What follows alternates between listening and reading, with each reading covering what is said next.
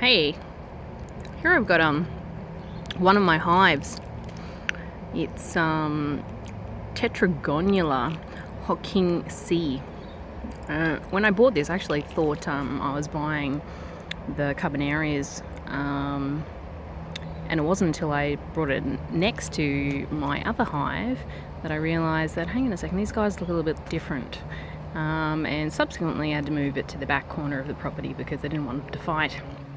Now, as you can see, I've had to make a hole in the top here because this is just a cover, it's an insulating cover here, and they were persistent in wanting to come out of the top of the hive instead of the front door,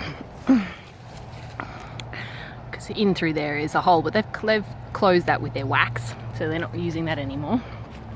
This is kind of a handy hive because when you take the cover off and then take the top lid off, it's got a perspex lid, and you can see how far up the hive is, so that when it comes to splitting time, you can see before you crack it open and disturb them. Now, funny story here is when I picked this up, the guy who sold me the hive obviously didn't realise that they were using the entry at the top and not the front door. So I'm driving from Redland Bay area back to Holland Park West, and suddenly the car is filling with bees. It only took about 2 minutes, I think, for me to start noticing, hang on, there's bees buzzing around in my car. It was late at night, which is, you have to wait for them to come back to the hive before you can transport them. Yeah, so I had to do the drive with the car full of bees.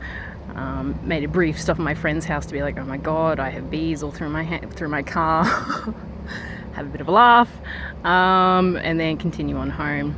These guys, they're quite happy. I don't have to do anything fancy with them. I'll try and get to focus in for you. There we go. Yeah, don't have to do anything fancy.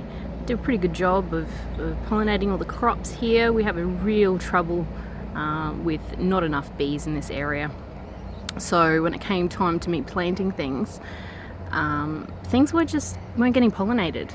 So I kind of had to go down the bee path. There wasn't much of a choice unless I wanted to hand pollinate everything, and that's not an option, not with having to work full time and the rest of it. So yeah, anyway, that's a little bit of view on my little guys here.